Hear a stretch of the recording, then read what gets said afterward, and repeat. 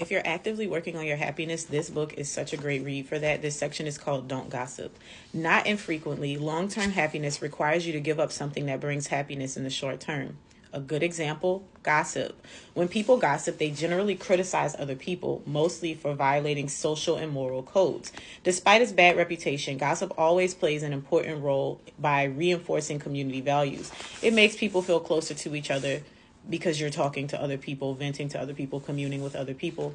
It unifies people who play by the rules. It helps people get a sense of values of their community, and it exposes the misbehavior of those who cheat on their spouses, don't return phone calls, or take credit for others' work.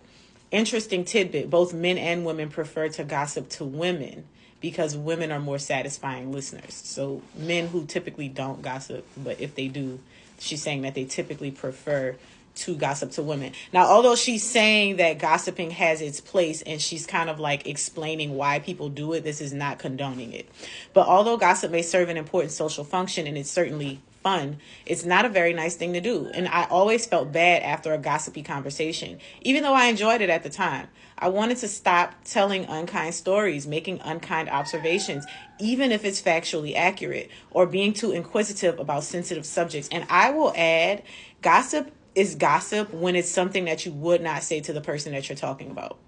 Because I think we also get that confused, where if I tell my sister about herself and now I'm talking to my mom and my sister comes up in conversation and I tell my mom something, I still should not be saying it to my mom because I already had the conversation with my sister. But I consider gossip to be something that is happening in an environment where you would not want it to get back to that person, because that's shady, right? If it's something that you have said to that person, keep it between the two of you. If it's something that you're saying to somebody else that you would feel comfortable saying to that person, still just bring it directly to the source and stop being messy, right? So even expressions of concern can be tricked up forms of gossip. I'm really worried about her. She seems down. Do you think she's having trouble at work? See how they tied worry into mess? That's gossip. Even harder, I wanted to stop listening to gossip. I was at a meeting when someone mentioned the mutual acquaintances. I heard that their marriage was in trouble. I hadn't heard that, someone replied, so fill us in, was the implication of her tone. Oh, I don't think that's true, I said dismissively. Let's not talk about that, was the implication of my tone. I'm embarrassed to admit how hard it was for me to resist this conversation. I love a rousing analysis of the dynamics of other people's marriages. And I think we have to be honest and say that, like, there are certain things that we know we shouldn't do. And it's not trying to be like, don't gossip, because we've all been there. We've all been there, but we can all have been there and still recognize like, that's not something that we should do. And she said too, something very interesting. How do you feel after you gossip? Like when you're in it, yeah, it's like soap opera, mesh, drama. Ooh. But then when you're done, it's like, don't you feel icky? Like the last time, I'm trying to think about the last time that I was in that situation. It's like, yeah, you do feel kind of like, now I got to go apologize to this person and tell them like, okay, I said some things I shouldn't have said or whatever. But I think that it's commendable, even though she's like, dang, I want to know what's going on in their marriage too. She's just like, nah, I didn't hear that. I don't think I heard that. Let's talk about this, or let's stay on task. And I think that's commendable, because it's not like she didn't want to know, but she's just reestablishing boundaries in that conversation. Like, no, we're not going to go there. And I think the more you work toward that, like I've hung up on people. That's how far I will go to avoid gossip. I will tell you like, nah, I don't want to talk about that. And you keep going, I'm going to hang up. And I'm not going to answer when you call back. Because it's hard. I don't want to. It wasn't until I tried to stop gossiping that I realized how much I did, in fact, gossip. I don't consider myself mean-spirited, and I don't think most people who gossip do, because it's such a regular thing that happens in conversation. And it was sobering to realize how often I said something I shouldn't.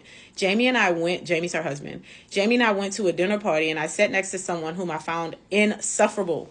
The mere exposure effect definitely would not have worked. It's magic in this relationship. I did a fairly good job of being friendly during dinner. But when we got home and Jamie said, Jim's a nice guy, isn't he? I answered, you didn't spend any time with him. I think he's insufferable, and I could barely stand talking to him. I immediately felt terrible for saying something mean about someone who seemed like a nice enough guy, even though insufferable. Also, if Jamie likes someone, I shouldn't poison his mind with criticisms. I think that's so good. I tried to convince myself that there was a spousal privilege for gossip that would permit me to gossip freely with Jamie, but I concluded that though it's better to gossip only to Jamie, it's still best to avoid gossiping altogether. If you're going to gossip to anybody, I always say bring it to the Lord, because you know what he's going to do? He's going to put that mirror up. You're going to be like, oh, you think he's insufferable? What about on November 19th at 2:59 p.m. when you said this? And you be sitting there like, so when you talk to God about things, he's going to show you, he's going to expose you in a way that makes you never want to talk about other people again. I learned another reason not to say critical things about other people. Spontaneous trait transference. Studies show that because of this psychological phenomenon, people unintentionally transfer to me the traits I ascribe to other people. So if I tell Jean that Pat is arrogant, unconsciously, Jean associates that quality with me. On the other hand, if I say that Pat is brilliant or hilarious, I'm linked to those qualities. What I say about other people sticks to me, even when I talk to someone who already knows me. So I do well to say only good things. Moral of the story, work hard not to gossip, friend, because it's just not a good look.